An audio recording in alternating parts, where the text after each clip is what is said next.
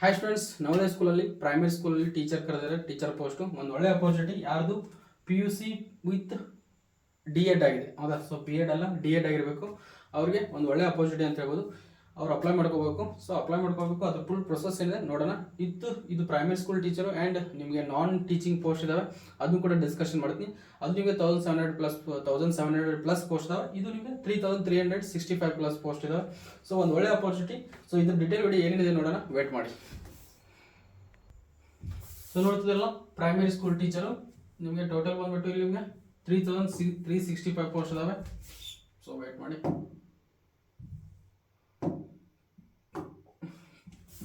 3365 post. So ನೀವು ಅದ್ರಲ್ಲಿ ಬಂದ್ಬಿಟ್ಟು P R T music special educators 494, ಆಮೇಲೆ PRT ಪ್ರೈಮರಿ ಸ್ಕೂಲ್ ಟೀಚರ್ಗೆ 2684 ಆ್ಯಂಡ್ PRT ಮ್ಯೂಸಿಕ್ ಬಂದ್ಬಿಟ್ಟು 187. ಟೋಟಲ್ ಪೋಸ್ಟ್ ಬಂದ್ಬಿಟ್ಟು 3036 ಪೋಸ್ಟು, 65 ಪೋಸ್ಟು. ನಿಮಗೆ ನಾನ್ ಟೀಚಿಂಗ್ ಅಂತ ಬಂದರೆ ಅಡ್ಮಿನಿಸ್ಟ್ರೇಟಿವ್ ಆಫೀಸರಲ್ಲಿ 12 ಪೋಸ್ಟು, ಫೈನಾನ್ಷಿಯಲ್ ಆಫೀಸರ್ಗೆ 5 ಪೋಸ್ಟು, ಅಸಿಸ್ಟೆಂಟ್ ಇಂಜಿನಿಯರ್ಗೆ 2 ಪೋಸ್ಟು, ಅಸಿಸ್ಟೆಂಟ್ ಸೆಕ್ಷನ್ ಆಫೀಸರ್ಗೆ 74, ಜೂನಿಯರ್ ಟ್ರಾನ್ಸ್ಲೇಟರ್ಗೆ 8, ಸೆಕ್ರೆಟರಿ ಅಸಿಸ್ಟೆಂಟ್ಗೆ 280 ಪೋಸ್ಟು, ಜೂನಿಯರ್ ಸೆಕ್ರೆಟರಿ ಅಸಿಸ್ಟೆಂಟ್ಗೆ 714, ಸ್ಟೆನೋಗ್ರಾಫರ್ ಬಂದ್ಬಿಟ್ಟು 3, ಸ್ಟೆನೋಗ್ರಾಫರ್ 2 ಅಂತ ಅವ್ರಿಗೆ 57 post. So total teaching and non teaching primary school. ಹೌದಾ? ಸೊ ನಿಮಗೆ ಆ್ಯಂಡ್ ಪ್ರೈಮರಿ ಸ್ಕೂಲ್ ಟೀಚರ್ ಬಂದ್ಬಿಟ್ಟು ಸ್ಯಾಲ್ರಿ ಬಂದ್ಬಿಟ್ಟು 35,400 to 1,12,000 ತನಕ ಸ್ಯಾಲ್ರಿ ಸಿಗುತ್ತೆ. ಸೊ ಒಂದು ಒಳ್ಳೆ ಅಪರ್ಚುನಿಟಿ. ಯಾವುದು ನಿಮ್ದು D.Ed ಆಗಿದೆಯಲ್ಲ, ಯಾಕಂದರೆ D.Ed ಆದವರು ತುಂಬ ಜನ ಇಲ್ಲ, ಇನ್ನು ಉಳಿದಿಲ್ಲ. ಹೌದಾ? ಸೊ ಅಪ್ಲೈ ಮಾಡ್ಕೊಂಡ್ರೆ ಒಂದು ಒಳ್ಳೆ ಚಾನ್ಸ್ ಅಂತ ಹೇಳ್ಬೋದು. ಅವ್ರು ಆದಷ್ಟು ಬೇಗ ಜಾಬ್ ತೊಗೊಳಿಕ್ಕೆ ಈಸಿ ಅವಕಾಶ ಇದೆ ಅಂತ ಅರ್ಥ. ಹೌದಾ? ಸೊ ಇಲ್ಲಿ ನಿಮ್ಮ ಕ್ವಾಲಿಫಿಕೇಶನ್ ಬಂದ್ಬಿಟ್ಟು 10+2 ಆಗಿರಬೇಕು with 50% and 2 years diploma in elementary education D.Ed. ಹೌದಾ? ಸೊ D.Ed ಆಗಿರಬೇಕು. ಅವ್ರು ಇಲ್ಲಿ ಅಪ್ಲೈ ಮಾಡ್ಕೋಬೋದು, D.Ed ಆರ್ B.Ed. ಹೌದಾ? 10+2 ಆಗಿರಬೇಕು ವಿತ್ 50% ಆದರೂ ನಡೆಯುತ್ತೆ. ಆಮೇಲೆ senior secondary education class 12 with at least 50%, 2 years diploma in education special educator. ಹೌದಾ? ಸೊ ಡಿಪ್ಲೊಮಾ ಆದರೂ ಕೂಡ ಯಾವುದು ಸ್ಪೆಷಲ್ ಎಜುಕೇಷನಲ್ಲಿ ನೀವು ಡಿಪ್ಲೊಮಾ ಮಾಡಿದ್ರು ಕೂಡ ಅವರು ಕೂಡ ಅಪ್ಲೈ ಮಾಡ್ಕೋಬೋದು. ಆ್ಯಂಡ್ ನೆಕ್ಸ್ಟು ನಿಮಗೆ ನಾನ್ ಟೀಚಿಂಗ್ ಅಂತ ಬಂದರೆ ಅವರಿಗೆ ಸ್ಯಾಲ್ರಿ ಬಂದ್ಬಿಟ್ಟು ನಿಮಗೆ, ಸೊ ವೇಟ್ ಮಾಡಿ, ಅಡ್ಮಿನಿಸ್ಟ್ರೇಟಿವ್ ಆಫೀಸರ್ಗೆ 56,000 to 1,77,000 ಸ್ಯಾಲ್ರಿ ಇರುತ್ತೆ. ಅವರಿಗೆ ಏಜು ಮಿನಿಮಮ್ 45 ಇರುತ್ತೆ. 45 ಒಳಗಡೆ ಅಪ್ಲೈ ಮಾಡ್ಕೋಬೇಕು. ಆ್ಯಂಡ್ ಫೈನಾನ್ಸ್ ಆಫೀಸರ್ಗೆ ಬಂದ್ಬಿಟ್ಟು 44,900 to 1,42,400 ಸ್ಯಾಲ್ರಿ ಇರುತ್ತೆ. ಏಜ್ ಬಂದ್ಬಿಟ್ಟು 35 ಲಾಸ್ಟ್ ಇರುತ್ತೆ. ಆ್ಯಂಡ್ ಅವರಿಗೆ ಎನಿ ಡಿಗ್ರಿ ಆಗಿರಬೇಕು ಫ್ರಮ್ ದ ರೆಕಗ್ನೈಸ್ಡ್ ಯೂನಿವರ್ಸಿಟಿ.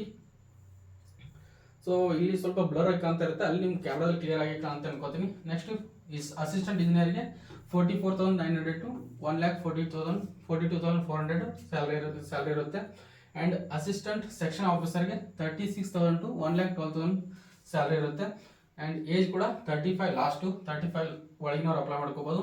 ಅವ್ರಿಗೂ ಕೂಡ ಕ್ವಾಲಿಫಿಕೇಶನ್ ಎನಿ ಡಿಗ್ರಿ ಆಗಿರಬೇಕು, ಡಿಗ್ರಿ ಆದವರು ಅಪ್ಲೈ ಮಾಡ್ಕೋಬೋದು. ನೆಕ್ಸ್ಟ್ ಜೂನಿಯರ್ ಟ್ರಾನ್ಸ್ಲೇಟರ್ ಬಂದ್ಬಿಟ್ಟು ಸ್ಯಾಲ್ರಿ ಬಂದ್ಬಿಟ್ಟು 35,400 to 1,12,400 ತನಕ ಸ್ಯಾಲ್ರಿ ಸಿಗುತ್ತೆ. ಅವರು ಕೂಡ ಎನಿ ಡಿಗ್ರಿ ಆಗಿರ್ಬೇಕು. ಹೌದಾ? ಸೊ ನೆಕ್ಸ್ಟು ಸ್ಟೆನೋಗ್ರಾಫರ್ ಗ್ರೇಡ್ 1 ಬಂದ್ಬಿಟ್ಟು ಅವ್ರಿಗೆ 35,400 to 1,12,400 ತನಕ ಸ್ಯಾಲ್ರಿ ಸಿಗುತ್ತೆ. ಏಜ್ 30 ಲಾಸ್ಟು, 30 ಮೇಲಿದ್ದವರು ಅಪ್ಲೈ ಮಾಡೋಕ್ಕೆ ಬರಲ್ಲ. ಅವರು ಕೂಡ ನಿಮಗೆ graduation from the recognised university and typing speed ಬಂದ್ಬಿಟ್ಟು 100 WPS ವರ್ಡ್ ಪರ್ ಮಿನಿಟ್. ಹೌದಾ? ಸೊ ಟೈಪ್ ಮಾಡುವಂಥ ಸ್ಪೀಡ್ ಸ್ಕಿಲ್ಸ್ ಇರಬೇಕು. 45 WPS ಆದರೂ ನಡೆಯುತ್ತೆ ಟೈಪಿಂಗ್ ಸ್ಪೀಡು. ಹೌದಾ? 100 MP ವರ್ಡ್ ಪರ್ ಮಿನಿಟ್ ಅಂತ ಕೇಳಿದರೆ. ಆ್ಯಂಡ್ ಹಿಂದಿ ಆದರೆ 45 ವರ್ಡ್ ಪರ್ ಮಿನಿಟ್. ಹೌದಾ? ಇಂಗ್ಲೀಷ್ ಆದರೆ 100 ವರ್ಡ್ ಪರ್ ಮಿನಿಟು, ಹಿಂದಿ ಆದರೆ 45 words per minute. Working as a stenographer regular basis, 5 years in a central or state ಗೌರ್ಮೆಂಟಲ್ಲಿ 5 years ಅಲ್ಲಿ ಎಕ್ಸ್ಪೀರಿಯನ್ಸ್ ಇದ್ರು ಒಂದು ಒಳ್ಳೆ ಅಪರ್ಚುನಿಟಿ ಅಂತ ಹೇಳ್ಬೋದು. ಆಮೇಲೆ ಕಂಪ್ಯೂಟರ್ ನಾಲೆಜ್ ಇರಬೇಕು, ವರ್ಕಿಂಗ್ ವಿತ್ ಹಿಂದಿ ಆ್ಯಂಡ್ ಇಂಗ್ಲೀಷಲ್ಲಿ ಕಂಪ್ಯೂಟರ್ ನಾಲೆಜ್ ಇರಬೇಕು. ಹೌದಾ? ಸೊ ಸ್ಟೆನೋಗ್ರಾಫರ್ 2 ಅಂತ ಬಂದ್ಬಿಟ್ರೆ ಅವರಿಗೆ ಸ್ಕೇಲ್ 25,500 to 81,100 ತನಕ ಸ್ಯಾಲ್ರಿ ಸಿಗುತ್ತೆ. ಏಜ್ ಬಂದ್ಬಿಟ್ಟು 27 ಲಾಸ್ಟು. ಆ್ಯಂಡ್ ಎಸೆನ್ಷಿಯಲ್ ಕ್ವಾಲಿಫಿಕೇಶನ್ ಬಂದ್ಬಿಟ್ಟು ಅವ್ರಿಗೆ ರೆಕಗ್ನೈಸ್ಡ್ ಯೂನಿವರ್ಸಿಟಿ ಡಿಗ್ರಿ ಆಗಿರಬೇಕು. ಆ್ಯಂಡ್ 10 minutes ಅಲ್ಲಿ 80 ವರ್ಡ್ಸ್ ಪರ್ ಮಿನಿಟ್ ಟೈಪ್ ಮಾಡುವಂಥ ಕೆಪಾಸಿಟಿ ಇರಬೇಕು. ಆ್ಯಂಡ್ 50 minutes ಅಲ್ಲಿ ಇಂಗ್ಲೀಷ್ ಹಿಂದಿ, 65 minutes ಅಲ್ಲಿ ಹಿಂದಿ. ಹೌದಾ? ಸೊ ಕಂಪ್ಯೂಟರಲ್ಲಿ ಟ್ರಾನ್ಸ್ಕ್ರಿಪ್ಷನ್ ಅಂದರೆ ಅವರು ಟ್ರಾನ್ಸ್ಲೇಟ್ ಮಾಡುವಂಥ ಕನ್ವರ್ಟ್ ಮಾಡುವಂಥ ವರ್ಕ್ ಅನ್ನುತ್ತೆ. ಸೊ ಅದನ್ನ ನೋಡ್ಕೊಂಡು ಸ್ವಲ್ಪ ಇದನ್ನ ಕರೆಕ್ಟಾಗಿ ನೋಡ್ಕೊಳ್ಳಿ, ನನಗೂ ಅಷ್ಟೊಂದು ಗೊತ್ತಿಲ್ಲ. And next knowledge of working computer ಬಗ್ಗೆ ನಾಲೆಜ್ ಇರಬೇಕು. And professionally in Hindi and English, Hindi ಇಂಗ್ಲೀಷಲ್ಲಿ ಎರಡರಲ್ಲೂ ಬರಬೇಕು, ಹೌದಾ. So next junior secretary assistant ಬಂದರೆ 19,900 to 63,200 ತನಕ ಸ್ಯಾಲರಿ ಸಿಗುತ್ತೆ. ಏಜ್ ಕೂಡ ಅದು 27 ಲಾಸ್ಟು.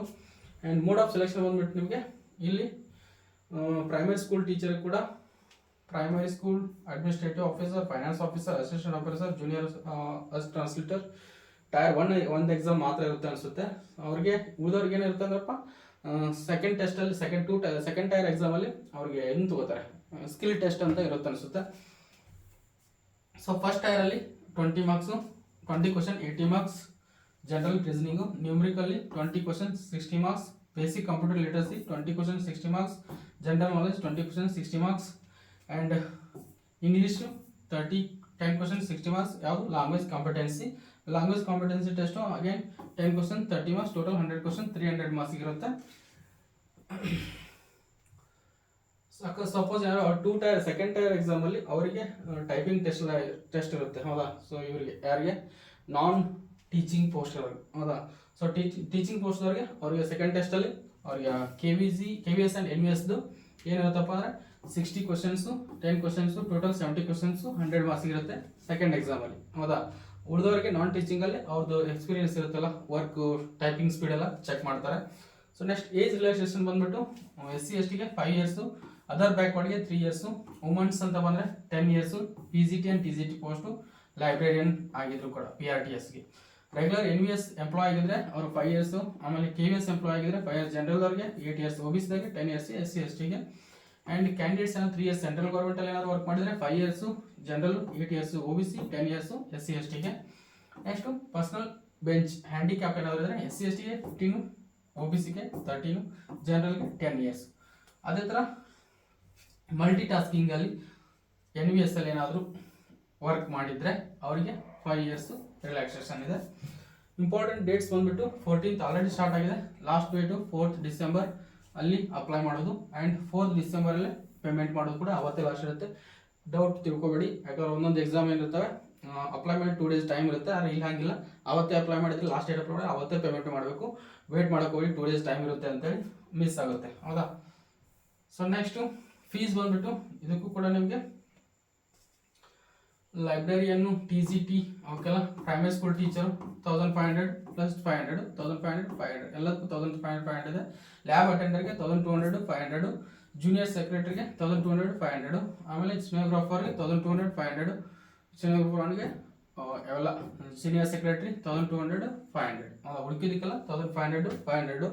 ಆಮೇಲೆ ನಿಮ್ಮ ಪ್ರಿನ್ಸಿಪಲ್ ಪೋಸ್ಟ್ಗೆ 2,300 ಪ್ಲಸ್ 500, ಹೌದಾ.